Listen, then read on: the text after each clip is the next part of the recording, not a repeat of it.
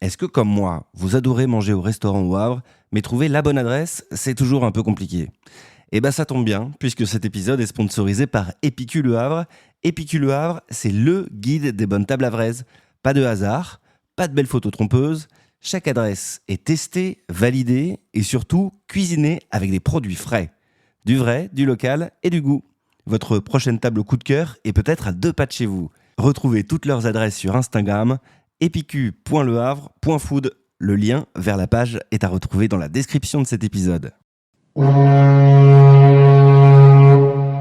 Salut, un petit mot avant de commencer cet épisode, tout simplement pour vous dire merci. Eh bien merci parce que vous êtes toujours plus nombreux à écouter les épisodes dans le pot de yaourt. Alors si vous voulez soutenir le projet, n'hésitez pas à suivre, à commenter le podcast sur les plateformes d'écoute, sur Deezer, sur Spotify, sur Apple Podcast. Et puis n'hésitez pas non plus à suivre la page du compte Instagram dans le pot de yaourt.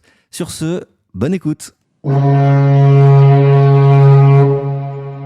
Bienvenue dans le pot de yaourt, le premier podcast qui s'intéresse à toutes celles et ceux qui font le Havre, à toutes celles et ceux qui sont le Havre. Le plus souvent possible, je vais recevoir à ce micro des artistes, des sportifs, des entrepreneurs, des créateurs de contenu, des cuisiniers, des écrivains, bref, tous ceux qui font briller notre chère et tendre ville et qui nous rendent chaque jour un peu plus fiers d'être havrais. On parlera de leurs histoires et on verra en quoi le Havre a une place centrale et si particulière dans leur projet. Saison 4, épisode 5. Pour Paris, Le Havre est devenu hype. C'est une ville où on voyage, Le Havre c'est un bout du monde. Non, Le Havre n'est pas maudit. Je viens du Havre, moi, je viens de Cocrioville.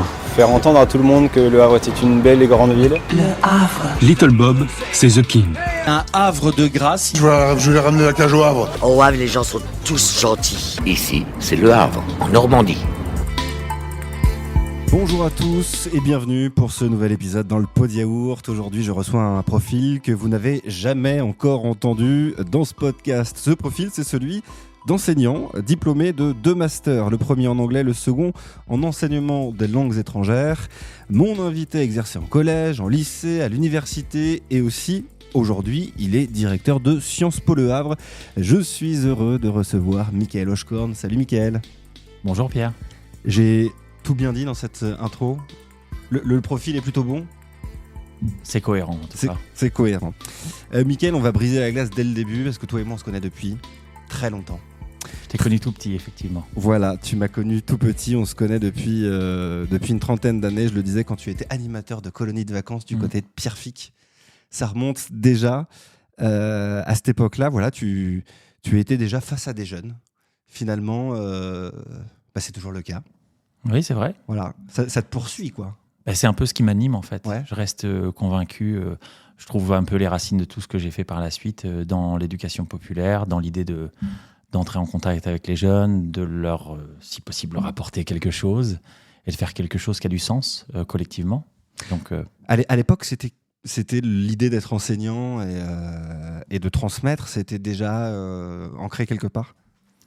Oui, alors chez moi, c'est un peu un héritage en fait. Je suis d'une famille d'enseignants, mon grand-père, ma mère, enfin tout le monde était dans l'enseignement. Donc j'ai baigné dedans Familial, depuis que quoi. j'étais petit. Ouais. Et puis, mais je ne m'étais pas pour autant destiné à devenir enseignant. C'est venu sur le tard, un peu le hasard du chemin d'études et puis d'une réflexion personnelle. L'animation y a certainement joué pour beaucoup, puisque ça donne une fibre, l'envie de transmettre, l'envie de partager. Et l'envie d'apporter quelque chose peut-être au-delà des barrières des uns et des autres, barrières culturelles, sociales, partagées en fait. Et force est de constater que c'est effectivement l'animation une bonne école vers l'enseignement, parce que certains animateurs de ton époque sont devenus enseignants aussi, et certains du mien aussi, puisque moi j'ai été animateur dans cette même colo que toi quelques années plus tard. D'ailleurs, tu n'y es pas étranger. Voilà, force est de constater qu'il y a quand même un lien. Oui, complètement. Et je pense que c'est une très bonne école, justement. L'école du terrain, l'école de la vie, en fait, l'animation. D'ailleurs, beaucoup de jeunes aujourd'hui qui réfléchissent à passer le BAFA, moi je les encourage largement parce que je pense que ça leur apporte beaucoup. C'est pas un hasard aujourd'hui si dans l'orientation vers le supérieur, on pose cette question-là. Avez-vous fait de l'animation ? Vous êtes-vous intéressé à la question du BAFA ? Avez-vous encadré des groupes ? Okay. Je pense que c'est une première responsabilisation et que c'est passionnant en fait. C'est quelque chose toi qui te sensibilise, quoi. Ah oui, qui reste toujours ancré. Je pense que ça a été ma première école de la rencontre avec les autres. Et puis, j'y ai appris beaucoup de choses, j'y ai forgé beaucoup de choses. Et puis après, quand je suis entré dans l'enseignement, ça a certainement continué à m'habiter d'une certaine manière. Bon, Mickaël, on va évidemment revenir sur ton parcours. Je le disais en introduction. Tu es aujourd'hui directeur de Sciences Po Le Havre. Sciences Po, tout le monde connaît cette marque, tout le monde connaît ce nom. Mais finalement, Mickaël, Sciences Po, c'est quoi ? Alors, c'est une bonne question. Déjà, c'est Sciences Po Paris au Havre. Alors, c'est très drôle puisque pour toi, comme moi qui avons grandi au Havre, Sciences Po Paris au Havre, ça met une sorte de contraste assez drôle dans l'expression. Donc, c'est bien l'IEP de Paris qui a implanté un campus à l'idée d'ailleurs d'Édouard Philippe à l'époque, en 2007. Ça a été la première implantation, à l'époque à la CCI, à la Chambre de commerce. Et puis en 2013, Sciences Po s'est implanté dans le bâtiment qu'on connaît aujourd'hui, juste derrière les docks, en fait. Voilà, parce qu'effectivement, il y a peu de gens qui savent que Sciences Po était là depuis déjà quelques années, mais c'est vrai qu'avec le bâtiment qui aujourd'hui est sur les docks, personne ne peut le louper aujourd'hui, quoi. À l'époque, il y avait eu un débat entre une implantation rouennaise ou une implantation havraise. Il y a eu une volonté vraiment forte d'avoir cette possibilité de l'implanter au Havre, et je pense que ça a été une très bonne chose pour le tissu d'enseignement supérieur local, pour la diversité de la population étudiante, les rencontres, les opportunités, et puis aussi, je le vois encore aujourd'hui avec les lycéens notamment, tous les élèves de première, de terminale ou même de seconde qui viennent visiter l'école et qui se disent ça me rend une école a priori inaccessible, accessible. Et ça, je trouve que c'est extrêmement bien. On travaille avec un réseau de lycées, on travaille avec beaucoup de partenaires dans le secondaire pour que justement, ça montre l'accessibilité de cette école-là. Tu as commencé un petit peu à le dire. En quoi Sciences Po Paris au Havre avait plus de sens que Sciences Po à Rouen? Je crois vraiment qu'on peut sembler un petit peu éloigné de la place parisienne pour l'enseignement supérieur. On a une université dynamique, mais qui reste d'une taille moyenne. On a quelques établissements d'enseignement supérieur qui, au fil des années, se sont implantés. Mais on n'a pas des établissements qui sont vus parfois comme un peu des chefs de file de l'enseignement supérieur en France. Chefs de file parce que leur rang national, leur rang mondial. Aujourd'hui, Sciences Po est classé dans les premières écoles au monde dans sa spécialité. Donc, c'est une vraie chance de l'avoir sur le territoire. Et aussi, c'est une potentielle ambition pour tous les lycéens havrais, pour les lycéens de la périphérie havraise, normande aussi, qui s'intéressent à un établissement comme celui-là.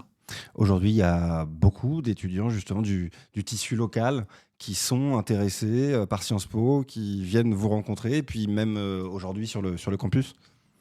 Qui viennent nous rencontrer, oui. On a des portes ouvertes tous les ans qui fonctionnent très très bien. Beaucoup de jeunes qui viennent avec leur famille. L'orientation, c'est quelque chose de très familial souvent. On en discute, les parents avec les jeunes. On travaille beaucoup aussi dans le cadre de l'égalité des chances, avec des lycées d'éducation prioritaire où là encore l'autocensure est plus forte. On se dit c'est pas une école pour moi, et en fait mon projet, parce que c'est quelque chose auquel je crois, c'est de rendre et de montrer l'accessibilité de l'école.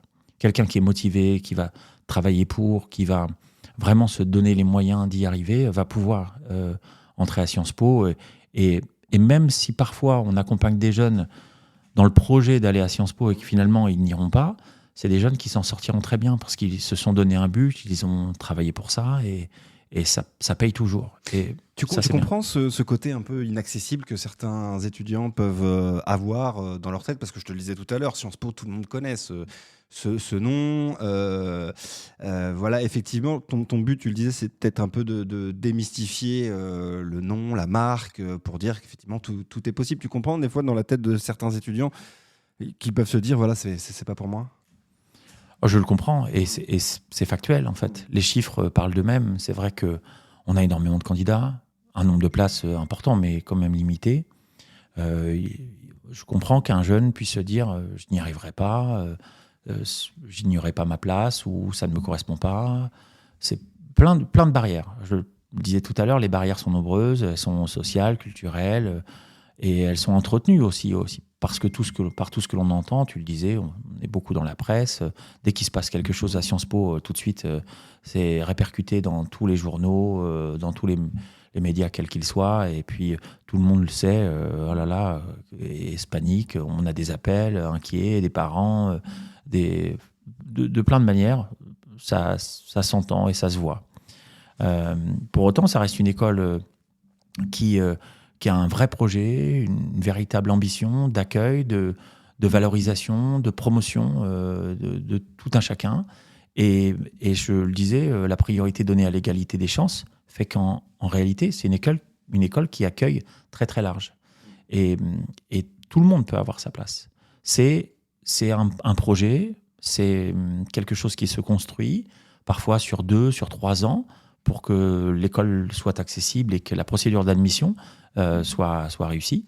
Pourquoi on choisit de venir à Sciences Po au Havre et pas à Sciences Po ailleurs ? Alors le campus du Havre, il est bien particulier. C'est-à-dire qu'on a deux caractéristiques propres et singulières au Havre, qui sont d'abord le fait que c'est le seul campus complètement international de Sciences Po. Okay. Donc c'est un cursus anglophone à 100%. Tous les cours sont dispensés en anglais, la vie du campus est anglophone, les relations entre les étudiants se font aussi en anglais puisque c'est la seule langue commune et partagée. C'est aussi à des fins d'inclusion des uns et des autres puisque on accueille une population internationale très très large. Plus de 60% des étudiants viennent du monde entier et sont sélectionnés dans des procédures extrêmement exigeantes de partout dans le monde, avec des partenariats qui sont aussi de renom. Alors, je peux en citer quelques-uns. On a par exemple 7 doubles diplômes, des étudiants qui vont faire 2 ans au Havre, puis 2 ans dans 7 des 15 meilleures universités au monde. 2 ans au Havre, puis 2 ans à Columbia, à New York, à Berkeley, en Californie, ou à Singapour, Tokyo, Hong Kong, Sydney. Ça, c'est un sacré argument. Oui, c'est surtout extrêmement visible dans le monde entier. Ouais. C'est-à-dire que c'est une des portes d'entrée dans ces grandes universités-là que de passer par le programme de Sciences Po au Havre. Forcément que ça nous met sur la carte du monde de l'enseignement supérieur. Pour le reste, la deuxième spécialisation du Havre, c'est la mineure géographique. Le fait que nous travaillons une mineure tournée sur l'Asie et le Pacifique. Une des régions les plus larges au monde, avec des dynamiques et des thématiques que l'on peut aborder qui sont extrêmement diverses et qui surtout permettent aux lycéens de se dire je vais découvrir un pan du monde que je ne connais pas nécessairement, avec en plus la présence d'étudiants venant de cette zone, puisqu'on a plus de 35% d'étudiants qui viennent de la région Asie-Pacifique. Et ça veut dire que lorsqu'on aborde des sujets qui touchent à la Chine, au Japon, à la Corée ou à l'Asie du Sud-Est, eh bien, en fait, ils vont pouvoir en discuter avec des étudiants qui sont de la région, ils vont pouvoir partager leurs perspectives, ils vont pouvoir échanger, ils vont pouvoir débattre, et ça rend l'enseignement d'autant plus riche. Donc, c'est aussi une des singularités. Tu disais 60% d'étudiants étrangers, c'est beaucoup. Est-ce qu'il y a beaucoup de demandes, ou alors est-ce que c'est vous qui allez les chercher à l'étranger ? Alors, c'est une école qui a une visibilité mondiale. Donc, il y a beaucoup de demandes. Il y a beaucoup de candidatures. Mais après, il faut faire le tri dans les candidatures. C'est-à-dire qu'on a des élèves qui candidatent à Sciences Po sans nécessairement bien connaître, simplement sur la réputation ou sur des arguments qui ne sont pas nos priorités à nous. Nous, on va chercher des étudiants qui sont, enfin des lycéens en l'occurrence, qui sont motivés, qui savent pourquoi ils vont candidater chez nous plutôt qu'une autre école, et puis qui vont vraiment se donner dans le parcours pour que ça fonctionne, et qu'au bout des 2 années qu'ils vont passer avec nous, sur le Havre, donc, on puisse faire quelque chose de très bien. Ça veut dire qu'on a une procédure d'admission rigoureuse, avec certes des milliers de candidats, Donc, c'est aussi assez drôle de se dire que sur Le Havre, on va avoir une école qui va avoir plusieurs milliers de candidats, parce qu'on est dans cet ordre-là. En fait. Plusieurs milliers. Ouais. C'est pour énorme. 150 places. Oui, et concrètement, tu parlais de procédure de recrutement. Vous avez les milliers de candidatures devant vous. Après, comment ça se passe pour aller jusqu'au bout du process? Eh ben ça renvoie un petit peu à ta question tout à l'heure sur l'égalité des chances pour tout le monde d'y accéder. On a plusieurs voies d'admission. C'est-à-dire qu'on ne va pas mettre dans le même pool de candidats ceux qui candidatent pour le double diplôme avec Columbia, avec Berkeley, ou ceux qui candidatent depuis Parcoursup sur une voie traditionnelle. On va avoir aussi une voie dédiée à l'égalité des chances, au partenariat avec les lycées de l'éducation prioritaire. On va avoir une voie d'admission internationale, ce qui va permettre de distribuer un peu notre promotion avec des profils différents, des ambitions, des projets, des parcours différents, et donc d'avoir au final, à la rentrée, à peu près 150 nouveaux étudiants qui arrivent et qui vont justement composer une nouvelle cohorte pour laquelle il va falloir nous faire prendre et que ça fonctionne en fait. C'est un peu la composition d'une équipe, quoi. Ouais, c'est un peu ça. Hein. On est assez proche de ça. Parfois d'ailleurs, je me sens un petit peu ce coach qui va composer son équipe et puis après qui va la faire vivre pendant 2 ans avec des profils complémentaires. Exactement, des choses qui vont se créer, des alchimies qu'on n'avait pas prévues, des choses qui vont faire que ça va marcher. Et puis surtout, dans tout ça, moi, ce que j'observe et ce qui est absolument fascinant, c'est l'attachement au territoire qui va naître chez ces jeunes-là, puisque ça reste un petit groupe. 150, c'est une petite promotion. Ils vont se connaître les uns les autres, ils vont s'attacher. Il va y avoir un véritable esprit de communauté qui se développe. Et puis surtout, ils vont utiliser la ville du Havre qu'ils ne connaissaient pas a priori, puisque, pour revenir à ta question de tout à l'heure, on a assez peu de Havrais, mais on en a quand même quelques-uns, donc qui vont pouvoir aussi amener leur vécu, leur expérience et partager. Il faut des guides. Voilà, exactement. Et ils vont s'approprier la ville comme un petit peu un terrain de jeu.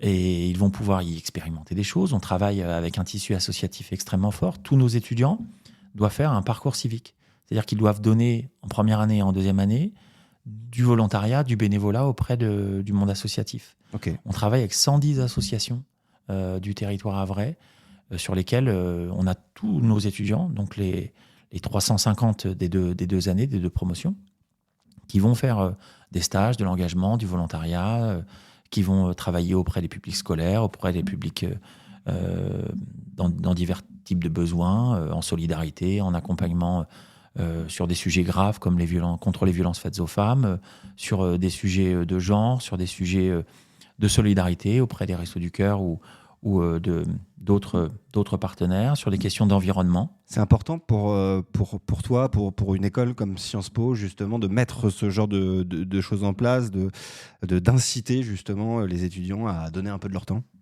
Alors pour moi, c'est fondamental, parce que le sens de l'engagement, le sens du monde associatif et le sens du collectif, c'est des valeurs que je défends et que j'ai toujours défendues et que j'espère continuer à défendre. Pour eux, je pense qu'ils en prennent conscience, si ça n'était pas là déjà, qu'ils voient l'impact de ce qu'ils peuvent proposer sur les gens, sur les bénéficiaires, dans le monde associatif avec lequel ils vont collaborer. Il y a beaucoup à faire sur un territoire large et très divers comme le Havre, et je suis ravi toujours d'en voir les résultats. Et même eux, d'ailleurs, sont satisfaits et se surprennent de voir comment parfois des toutes petites choses peuvent avoir de grands effets. Parce que souvent, un étudiant, et surtout peut-être dans des grandes écoles comme Sciences Po, peuvent se dire, bon, le cursus peut être assez lourd, effectivement, il y a peut-être une charge de travail assez conséquente. Est-ce qu'on va peut-être avoir le temps de donner son temps et surtout de s'investir correctement? Bon, alors là, ça renvoie directement à une grande question. C'est la déconnexion possible de gens qui auraient une tête bien faite et qui travailleraient pour le bien commun sans pour autant connaître ce qui se passe dans le monde. Ouais. Ça serait un vrai problème. Nous, ce qu'on va travailler par ces axes-là, c'est la connexion. Il faut qu'ils comprennent, il faut qu'ils voient, il faut qu'ils échangent. Et parfois, certains doivent se faire un peu plus violence que d'autres parce qu'ils ont toujours été pour certains dans un environnement un peu protégé, environnement familial, environnement scolaire. Déjà sur le campus, ils vont être un peu découvrir d'autres personnalités, d'autres parcours, d'autres réalités. Et après, quand on les ouvre à la ville, quand on les ouvre au territoire et à la rencontre du monde associatif, on va encore leur donner un nouvel axe de compréhension du monde qui va être facteur et source de connexion. Et je crois que si on peut prévenir très très tôt la déconnexion de ceux qui peut-être un jour auront des rôles publics importants, des rôles associatifs, des rôles dans le privé ou dans le public qui auront un impact, je pense que c'est extrêmement important. J'aimerais qu'on reparle rapidement du process de recrutement. Tu as commencé à en parler. Tu disais que voilà, le but était de trouver une cohésion entre tous les profils que vous recevez. Si aujourd'hui, voilà, il y a des futurs étudiants qui nous écoutent, si on pouvait leur donner 2-3 conseils, à quelle compétence vous êtes, façon d'être, vous êtes sensible à Sciences Po Paris-Le Havre? C'est comme ça qu'on dit d'ailleurs? Oui, enfin, Sciences Po Le Havre, après, maintenant, on peut revenir à l'appellation initiale, exactement. Mais je pense que, il y a 2 étapes dans une candidature. Pour un élève français, on va se concentrer sur la voie française, la voie Parcoursup. Donc la voie Parcoursup, ça veut dire faire, comme tout le monde, comme tout lycéen, son dossier en terminale, le saisir en ligne, saisir ses motivations, ses intérêts, son parcours, tout ce qui va faire des singularités de parcours. Par exemple, tu le disais tout à l'heure, passer le BAFA, faire de l'animation, ça peut être même une expérience de babysitting, même un stage, le stage qu'on a fait en seconde, maintenant il y a un stage de seconde, avant il y avait un stage de troisième aussi, qui existe toujours d'ailleurs. On peut valoriser toutes nos expériences, mais au-delà du simple catalogue, essayer un peu d'analyser ce que ça nous a apporté, ce que l'on a compris, ce que l'on en a tiré. Et puis construire un dossier qui soit vraiment personnel. J'ai été interrogé il n'y a pas très longtemps par Paris-Normandie sur l'utilisation de l'IA. L'IA est très bien capable de faire un bon dossier Parcoursup, sauf que ça enlève toute la dimension personnelle de l'expression, du naturel, de ce qui nous ressemble en fait. Et l'enjeu, ça va être de se présenter vraiment à un recruteur, qu'il soit universitaire, quel que soit l'établissement pour lequel candidate. Tu le sens tout de suite, une candidature faite par IA? On le sent, parce que c'est très neutre. Le ton est très neutre. Alors c'est souvent très bien formulé, le ton est très polissé, très correct, mais ça manque de la touche personnelle, ça manque d'âme, exactement. Il manque la personne derrière. Et un lycéen, je veux bien une IA qui représente la parole et la manière de penser d'un lycéen, mais il y a quand même un petit décalage. Donc, l'enjeu, c'est d'essayer de formuler les choses soi-même. Parfois, on le sait bien, on n'est pas dupe. Les gens se font aider et c'est très, très logique quand ils le peuvent. En tout cas, un dossier sincère. Et puis après, si le dossier est sincère et qu'on arrive à mettre en avant un certain nombre de qualités, je pense que nous, celles que l'on valorise énormément, ça va être la curiosité intellectuelle, l'envie d'apprendre. Moi, j'aime faire référence à une histoire. Je suis toujours très attaché aux cultures populaires et aux contes. Et j'aime parler de l'enfant d'éléphant de Kipling qui est nourri d'une insatiable curiosité. C'est-à-dire qu'il n'en a jamais assez de découvrir, d'apprendre. Moi, c'est quelque chose qui m'a toujours habité. J'ai toujours été comme ça. Je découvre un nouveau métier, j'ai envie d'en savoir plus. Je découvre un nouveau parcours, un nouveau livre, j'ai envie de le lire. Et je crois que c'est un peu ce profil-là qu'on va chercher. C'est des élèves qui ont envie de découvrir plus loin, ont envie d'approfondir des sujets, se contentent pas simplement d'entendre quelque chose, mais veulent comprendre ce qui se passe derrière. Et peut-être aussi faire de la connexion entre différents angles d'approche des sujets. La particularité et l'essence de Sciences Po, c'est la pluridisciplinarité. C'est-à-dire qu'on ne va pas simplement utiliser et étudier un sujet sous l'angle de la sociologie, parce que sinon on pourrait faire très bien une fac de sociologie, mais à Sciences Po, on va regarder un même sujet sous l'angle économique, sociologique, juridique, se poser la question politique, donc à la fois volet théorique et volet plus appliqué.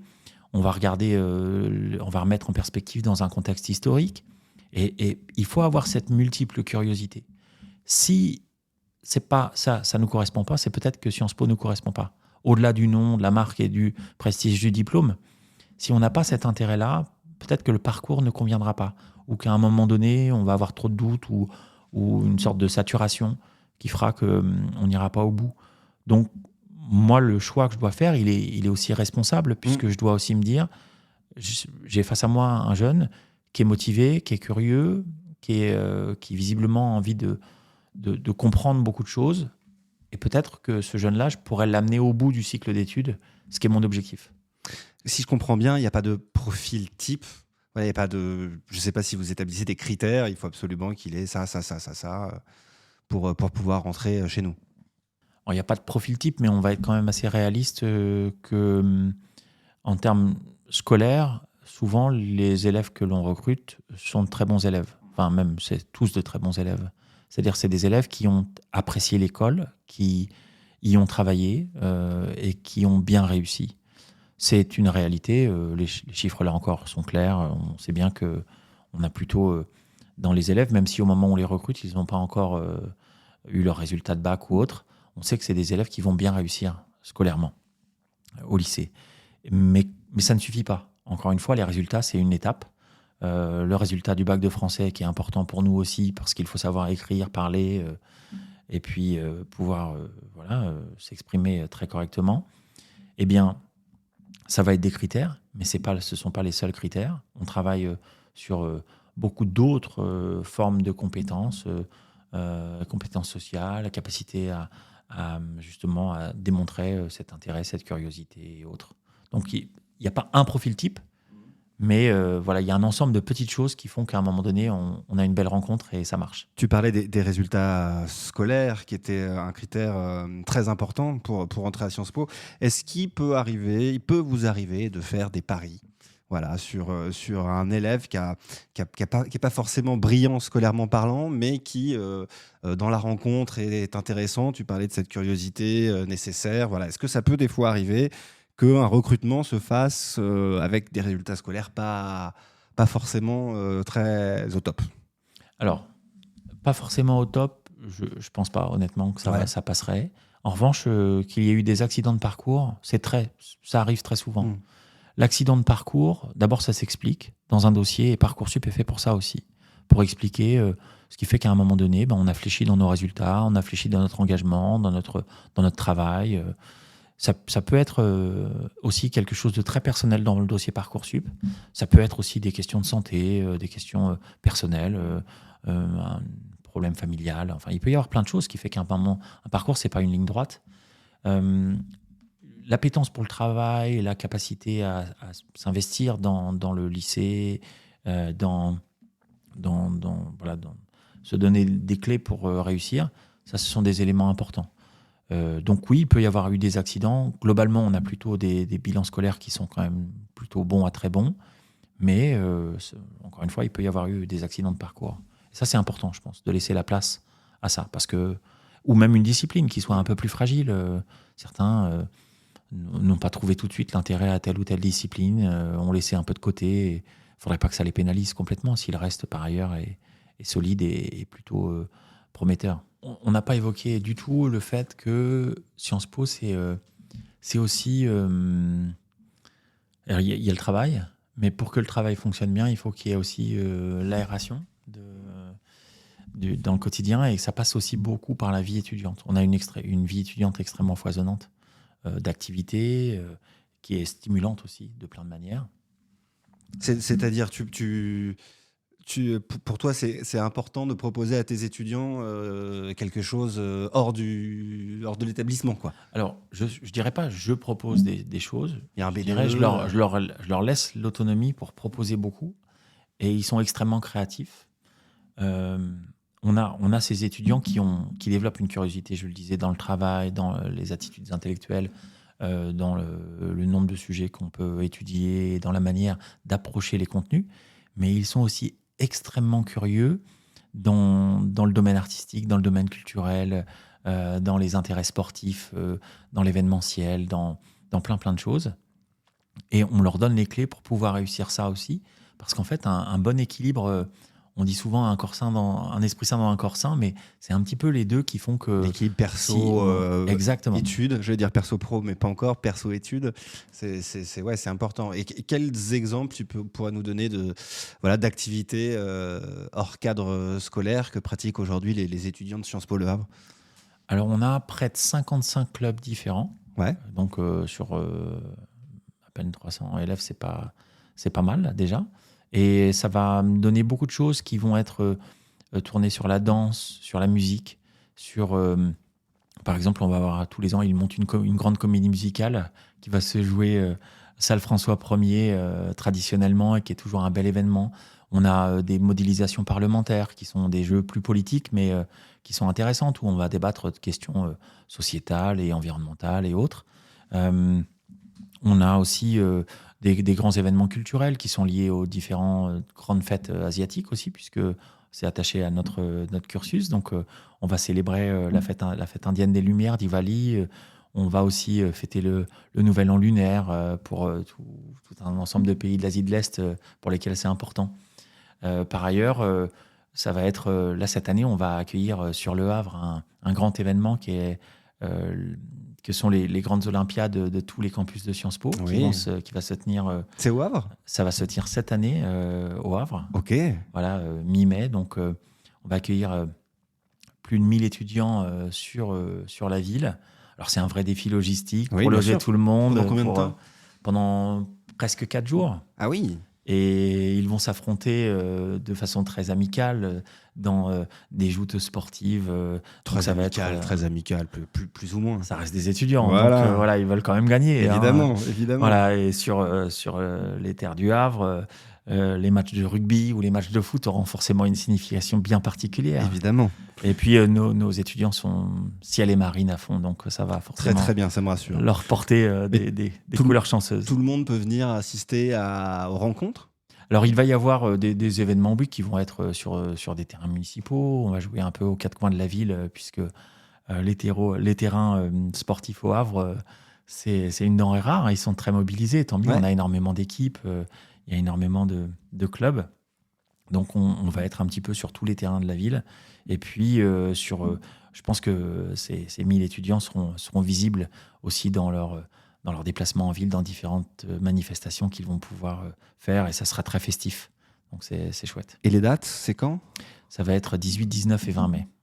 Et Ok, ça s'appelle donc- les collégiades de Sciences Donc au Po. mois de mai, si on voit plein d'étudiants au Havre défiler, voilà, faut pas qu'on panique, c'est tout à fait Non. tout à fait Et normal. puis donc les ciels et marines, c'est les Havrais. Ouais. Et puis il va y avoir les Nancéens, les Rémois, les Mentonnais, les Parisiens. Enfin voilà, tous les campus de Sciences Po seront accueillis au Havre pour ces collégiades. Tu parlais donc collégiade, olympiade, c'est quoi, tous les 4 ans ou tous les ans? Non, c'est tous les ans, Tous mais les ans. dans une ville différente. Différentes. Voilà, une ville accueillante différente. Ça va être un bel événement.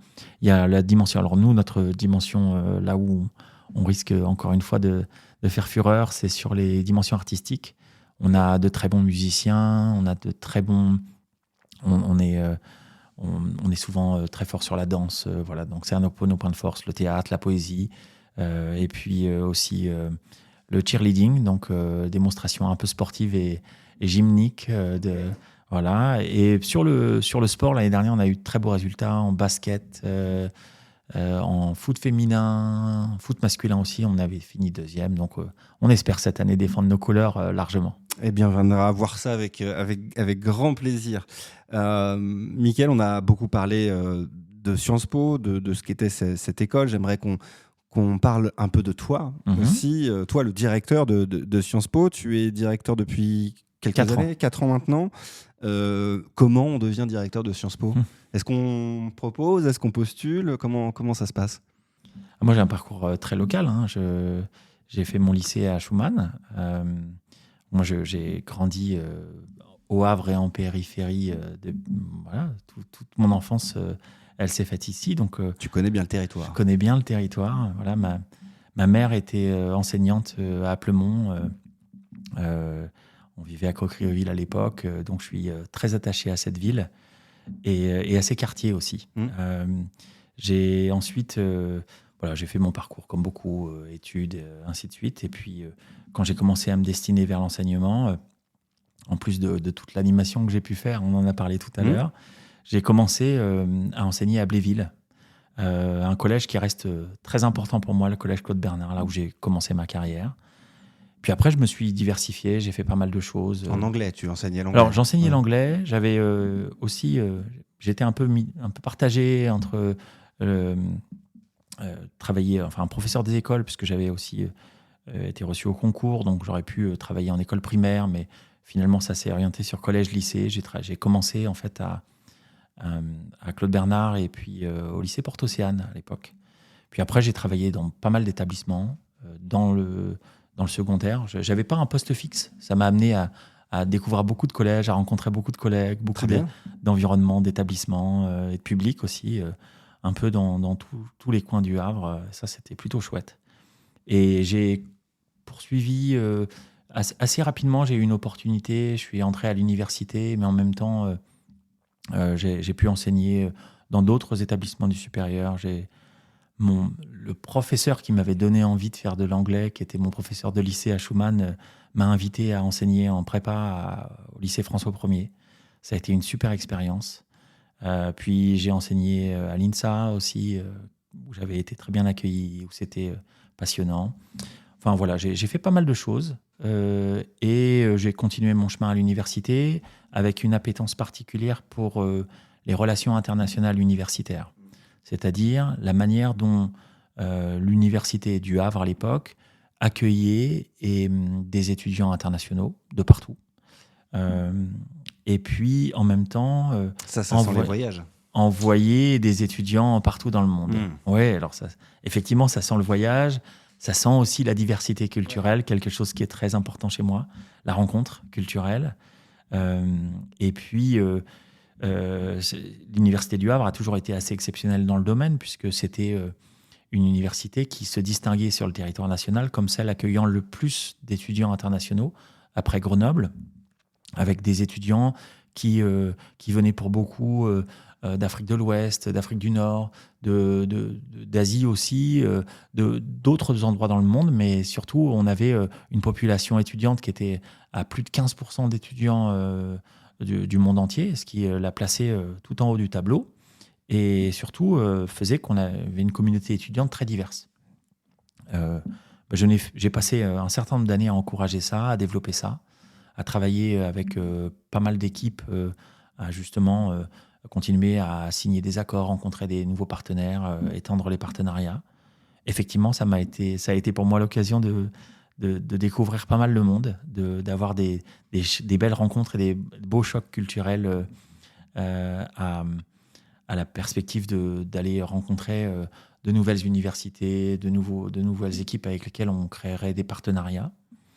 Et puis de me faire découvrir aussi par des collègues qui pouvaient avoir des relations un peu anciennes avec certains établissements ou certains pays, certaines universités, et comme ça de les développer. Et c'était une belle histoire. J'ai fait ça pendant assez longtemps, jusqu'à ce que le président de l'époque, Pascal Reguem, qui était président de l'Université du Havre, me propose de devenir son vice-président, donc d'entrer dans son équipe. Et puis, chose qui a été renouvelée par le président, qui est toujours président actuellement, Pedro Lages dos Santos, qui m'a fait confiance aussi, et qui m'a proposé de prendre une vice-présidence en charge des formations de la vie étudiante et des relations internationales. Et ça a été de très très belles rencontres et de très belles expériences de pilotage d'établissement avec tout ce que ça suppose de défis. Et au final, voilà, une opportunité s'est créée à Sciences Po, et j'ai été ravi de rejoindre cette école, avec un peu d'inquiétude au départ, parce que... C'est ce que j'allais demander. Comment on accepte cette nouvelle fonction? Comme je te disais, ça a un nom, c'est une marque. Ça implique forcément de grandes responsabilités. Est-ce que c'est pas un peu beaucoup de pression?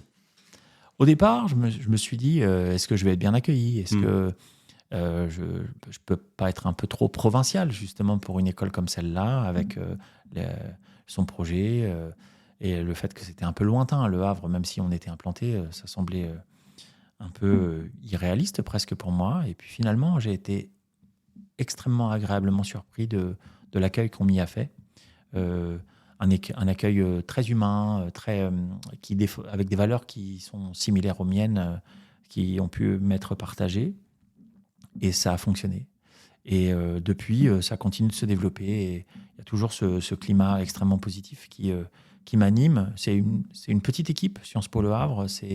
C'est une équipe de 8 personnes, une équipe soudée, qui a une certaine ancienneté, qui sait ce qu'elle fait et pourquoi elle le fait. Et c'est un plaisir de travailler avec cette équipe-là au quotidien et de continuer à développer de nouveaux projets, à accompagner de nouvelles initiatives, à travailler encore une fois avec le territoire, à travailler à 3 échelles en fait, sur un ville-territoire, le national et l'international. Donc c'est 3 dimensions qui me plaisent et je crois que c'est ce qui rend le quotidien stimulant. Qu'est-ce que tu as appris sur ces 4 années à la tête de Sciences Po ? J'apprends tous les jours. C'est l'avantage, c'est Ouais. que en fait on est. Finalement, tu n'es jamais sorti de l'école. Non, mais je pourrais plus en fait. Ouais. Je pourrais plus parce que j'ai ces 2 écoles. L'école d'un côté, l'école du monde, l'école du quotidien, où j'apprends beaucoup de choses à l'extérieur et en même temps j'ai besoin de le nourrir intellectuellement, personnellement, parce que ça m'intéresse vraiment et j'aime ça. Donc non, j'en suis pas sorti. Et puis je le revis chaque jour avec les étudiants qui sont un peu animés par les mêmes questionnements, les mêmes projections, les mêmes interrogations sur ce que sera le monde dans 10 ans, dans 15 ans, ou même dans 2 ans d'ailleurs. Donc, on se pose beaucoup de questions. On a de nombreuses situations de travail qui nous amènent à discuter, à débattre, à échanger.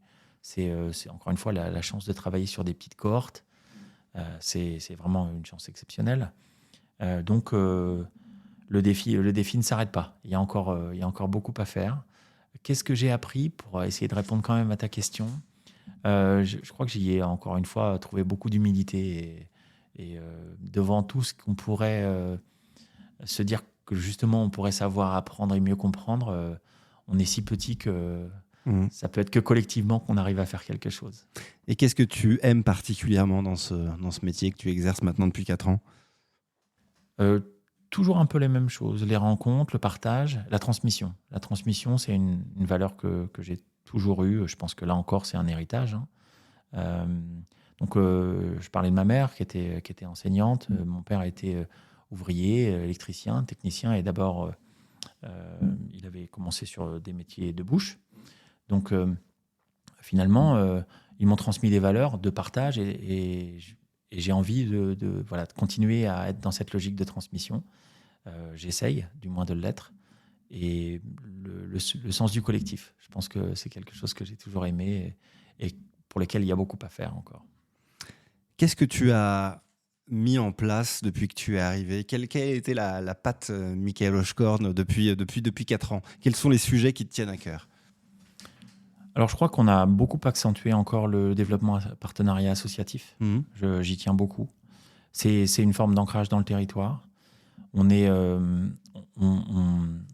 partage beaucoup avec ce monde associatif, mais aussi beaucoup entre établissements d'enseignement supérieur. On crée du lien. J'avais naïvement et de l'extérieur cette image que Sciences Po, même sur le Havre, était un peu déconnecté du reste des établissements. Et en fait, l'ouverture, elle ne venait pas du fait que les étudiants ne voulaient pas s'intégrer, mais qu'on n'avait pas forcément ni les lieux, ni les opportunités de diversifier et de créer de la rencontre.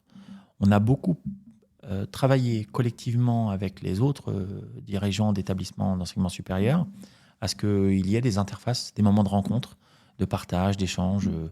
Et donc, le tissu s'est beaucoup resserré et on se connaît bien. Je travaille beaucoup avec l'école maritime, avec l'université, avec l'école de commerce. L'avantage, c'est que géographiquement, vous n'êtes pas loin. Mais on est tous proches. Voilà. On a un campus qui est un outil unique qui permet ça. C'est-à-dire que les écoles les plus distantes, ça va être en attendant que l'IUT revienne sur l'espace, ce qui restera un apport extrêmement important pour le campus, parce qu'on va recentrer encore tout l'espace du campus havrais. Mais On a l'école d'infirmière du paramédical qui est un petit peu éloignée, et puis les éducateurs de Normandie, l'IFEN, qui est un petit peu plus un petit peu plus loin, mais finalement à distance raisonnable du reste du campus. Sinon, on est tous à peu près dans 2 cœurs de campus, et ça nous rapproche.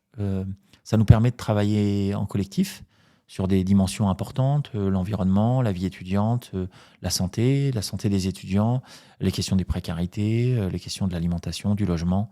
On a créé des groupes de travail sur toutes ces thématiques-là, et c'est extrêmement porteur de travailler entre établissements. Et ça fait du Havre une place assez unique dans sa capacité de travailler ensemble. D'ailleurs, on est assez observé sur ce collectif havrais très singulier qui s'appelle Cheers au Havre. La conférence havraise des établissements d'enseignement de recherche et des supérieurs. Ouais, il y a de la suite dans les idées, là. Ouais, quand même. Tu parlais du Havre comme cette place un peu unique sur cette façon de s'organiser. Quelle est l'image que les étudiants, plutôt les étudiants étrangers, ont du Havre avant d'arriver ? Alors, avant d'arriver, c'est pas fait que d'une image extrêmement positive. Alors, même si ça change, je crois que ça change en bien. Parce qu'il y a les ambassadeurs qui sont passés avant, qui peuvent éventuellement... Nous, en tout cas, déjà, ils savent pourquoi ils candidatent au Havre, et parfois, ils ne connaissent absolument pas le Havre, ils ne savent pas le mettre sur une carte, et puis, vu de l'autre bout du monde... difficile de leur en vouloir quand on est en Asie du Sud-Est. On n'est pas très loin de Paris, vu de Singapour, en fait. 2 heures, c'est rien du tout. Pour beaucoup de pays dans le monde, c'est moins que ce qu'on doit traverser ou voyager pour se rendre dans son université. Donc ça, c'est pas un sujet. Ce qui peut les inquiéter au début, bien évidemment, sans être trop dans le cliché, c'est la météo, c'est le fait qu'on est une région qui peut être parfois un peu humide, parfois un peu froide et venteuse. C'est pas vrai. Mais en tout cas, rapidement, je crois qu'ils dépassent ça. Et qu'ils trouvent beaucoup de qualité, un espace où on circule facilement, où on n'a pas de tension dans le logement. Le logement étudiant, c'est extrêmement développé, que ce soit l'offre publique ou privée, elle est plus accessible et abordable que beaucoup de villes en France. Donc, il y a des possibilités de se loger. On a des étudiants qui sont en logement individuel, en studio, en colocation. Beaucoup d'opportunités. Justement, il y a un accompagnement de l'école sur l'arrivée des étudiants étrangers ? Oui, alors ça, c'est quelque chose qu'on a structuré en interétablissement. Et c'est très bien accompagné. On a tout ce qu'il faut pour pouvoir aider et sécuriser le choix du logement étudiant. Parce que vous avez accueilli des jeunes qui ont 18 ans, qui sont tout juste majeurs. Même, qui sont même parfois, pas. Ouais, même pas. Voilà, peut-être des plus jeunes qui sont parfois jamais sortis de leur pays, j'imagine. Donc là, c'est vraiment un saut dans le vide, quoi. Parfois, c'est les parents qui sont le plus à rassurer. Ouais. On les reçoit souvent en début d'année. On leur présente l'école, on leur présente le projet, on leur présente la manière dont leurs enfants vont vivre ici. Parce que, comme tu le dis, en fait, nous, on a souvent même des jeunes qui ont bien réussi et qui vont avoir 16 ans, 17 ans. Pour la plupart, ils ont quasiment tous 17 ans quand ils arrivent chez nous en post-bac. Donc, on va rassurer tout le monde et on va proposer un environnement sécurisant, confortable, et où la convivialité va rapidement prendre le pas sur les inquiétudes. Beaucoup d'événements de rentrée pour arriver à dynamiser la promotion, à créer un esprit de communauté, de collectif. Et puis, l'espace de ville, rapidement, ils se l'approprient et ils trouvent leur lieu repère, les lieux qu'ils aiment bien. Souvent, maintenant, c'est vrai que tout l'espace autour du volcan, c'est un espace qui est extrêmement apprécié. La place Danton, maintenant, offre de nombreux services pour les étudiants, des lieux qui peuvent être un peu des lieux de vie, des moments de rencontre, des espaces sportifs. Ce qui va faire du lien entre des étudiants qui ne se connaissent pas, souvent, c'est la culture, le sport et les sorties. Donc, dynamiser un campus, c'est identifier les lieux qui vont pouvoir accueillir ce type de rencontres ou de manifestations. On a encore à développer, je pense, sur le Havre. J'espère qu'il y aura encore des développements. Mais il y a déjà pas mal de points qui sont un peu des lieux de vie pour les étudiants. Certains un peu excentrés. On a aussi le Tetris que j'ai pas cité. Bien sûr. Tu disais qu'effectivement, peut-être les étudiants étrangers n'avaient peut-être pas forcément une bonne image du Havre avant d'arriver. Est-ce que tu sens que l'image qu'ils ont de cette ville au fur et à mesure de leurs années ici change et a complètement changé quand ils partent. Oui, alors nous, on facilite un peu les choses parce que en fait, ils sont toujours accueillis par les premières années sont accueillis par les deuxièmes années qui sont déjà extrêmement positifs sur la ville. Donc, ils partent avec un a priori plutôt positif. Et on évite le moment d'inquiétude un peu négatif sur la ville. Donc, rapidement, c'est très positif et c'est super. Et puis, ça dure longtemps. Jusqu'à ce qu'au moment où ils repartent, en fait, la ville, c'est vraiment un très fort attachement qu'ils ont développé. On a créé un petit rituel au bout des 2 années d'être accueillis en mairie et puis de faire ce qu'on appelle une cérémonie d'ambassadeur, parce que c'est des jeunes qui vont repartir dans le monde entier. Et ils vont emmener quelque chose du Havre et de la ville et de ce qu'ils ont vécu ici. Et puis, on veut que ça reste avec eux. Donc, on fait cette petite cérémonie faite de discours et de petites choses comme ça pour vraiment leur montrer qu'ils ont apporté quelque chose et qu'on continue d'espérer qu'ils emportent un peu de la ville avec eux. Et ça marche très, très bien. Et ils sont foncièrement attachés à la ville, à tout ce qu'ils y ont vécu. Comme d'ailleurs, souvent, je crois, un jeune qui va étudier dans un nouvel espace, qui le découvre et qui s'y attache. Mais cette ville, elle a, à leurs yeux, énormément de qualités que même moi, en tant que Havrais, parfois, j'aurais tendance à oublier ou à le mettre un peu en second plan. Mais en fait, ça, je trouve ça plutôt chouette. Tu parlais de ces futurs ambassadeurs, ceux qui vont repartir dans leur pays ou même ailleurs, qui vont avoir ce rôle d'ambassadeur, comment dire, tacite, quoi. Enfin, pas vraiment officiel. Mais est-ce que certains d'entre eux sont tellement séduits qu'ils décident de rester ? Alors, étrangement, j'ai pas beaucoup d'expérience de gens qui sont restés. Sauf si parce qu'on travaille aussi sur les dynamiques maritimes, et le maritime fait qu'il y a des gens qui veulent revenir et qui vont prospecter un peu pour des emplois plutôt sur un court terme ou sur un long terme en périphérie havraise ou au Havre. Néanmoins, on a des gens qui sont réellement attachés à la ville et qui y reviennent et qui parfois y investissent, vont y acheter un appartement ou autre.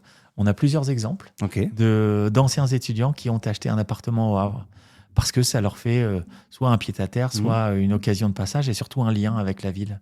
Donc je trouve ça plutôt assez drôle comme trajectoire. Et c'est arrivé, c'est pas un cas isolé, c'est plusieurs fois. Pour toi, la prochaine étape, je parlais tout à l'heure des projets, je reviens un peu sur les projets. La prochaine étape, les prochains projets que tu as envie de mettre en place, ce qui te tient particulièrement à cœur là, sur les années qui vont venir. Alors, mes projets professionnels ou personnels, c'est peut-être un petit peu différent, mais professionnel, je pense qu'on va continuer de développer le campus. On est à l'étroit, certes, parce qu'on aurait beaucoup plus de candidats que l'on pourrait accueillir dans notre formation, mais on n'a pas forcément ni les espaces, ni quoi que ce soit pour se développer. Donc, pour l'instant, on va rester sur ce bâtiment qui est très bien, qui est très adapté à notre fonctionnement actuel, mais continuer de s'ouvrir vers le territoire, vers l'extérieur, et puis peut-être de plus travailler en synergie encore avec les autres établissements pour proposer soit des formations communes, soit des blocs de formation communs.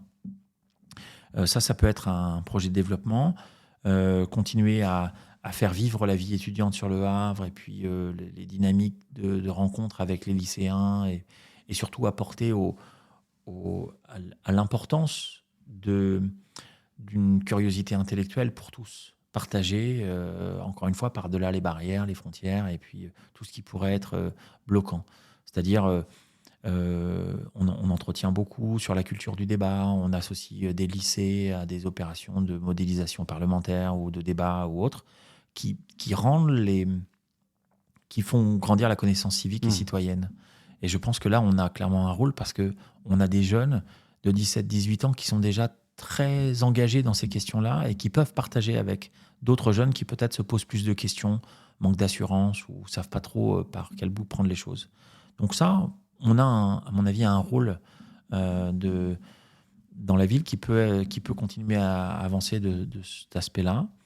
Et puis, moi, je vais continuer à accompagner ça du mieux possible, faire vivre le campus, faire vivre le collectif aussi des interétablissements auxquels je crois. et porter peut-être de nouveaux projets un peu au gré des initiatives. J'ai beaucoup de projections internationales aussi dans des zones bien spécifiques où on a des étudiants qui ont des intérêts, des jeunes qui aimeraient mieux comprendre. J'aimerais prioriser, par exemple, l'année prochaine, l'Asie du Sud-Est, parce qu'il y a un développement extrêmement intéressant en Indonésie, en Malaisie, ou un développement un peu plus difficile à trouver encore sur la Thaïlande ou même le Vietnam. Et on peut accompagner de plein de manières les étudiants avec lesquels on travaille dans ces pays-là. On peut essayer de favoriser les échanges, les rencontres, et puis de s'interroger sur des problématiques liées à leur fonctionnement et leur pays. Donc, un peu de projection internationale, du territoire, et puis moi, personnellement, pour l'instant, je me plais beaucoup à ça, donc je vais continuer, je crois. Très bien. Il ne manque pas de projet, quoi. Oh non, jamais. Non, très bien, très bien. Bah écoute, merci Mickaël. On arrive à la fin de cet épisode. Il y a une dernière question. Si tu as écouté les épisodes jusqu'à la fin, cette question, c'est toujours la même. Et cette question, la voici. Tu peux répondre comme tu veux, me faire une petite réponse, une réponse un peu plus grande, c'est toi qui vois. La voici, cette question, Mickaël. Pour toi, Le Havre, ça représente quoi ?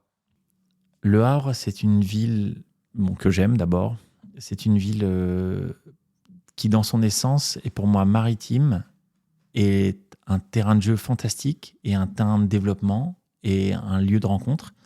Et je reste très attaché à l'image de la diversité dans la ville du Havre, qui est pour moi quelque chose d'unique et d'important. Merci beaucoup, Mickaël, d'être passé dans le pot de yaourt. Si certains nous écoutent et sont intéressés par l'idée d'aller faire Sciences Po, ils peuvent venir passer. Bien sûr. Vous voir, on a des renseignements. On a beaucoup d'opérations de portes ouvertes pendant l'année, beaucoup d'opportunités pour des rencontres. On s'ouvre dans des manifestations aussi et des conférences, beaucoup. Sur des salons aussi. Alors les salons, on n'y participe pas trop, je trouve. Je suis un peu partagé sur la dimension un peu commerciale du salon, où on doit se vendre à tout prix. C'est pas trop notre projet. Mais par contre, les rencontres, beaucoup plus sincères, beaucoup plus humaines, ça, on y tient. Eh ben, écoutez, le message est passé justement à Sciences Po, rencontrer effectivement toute cette équipe dont tu nous parlais, vous serez toujours bien reçus. Ça, c'est une évidence. Merci beaucoup, Mickaël, d'avoir participé à cet épisode. Plein de bonnes choses pour la suite. Et nous, on se retrouve très bientôt pour un nouvel épisode dans le pot de yaourt. Ciao. Merci Pierre.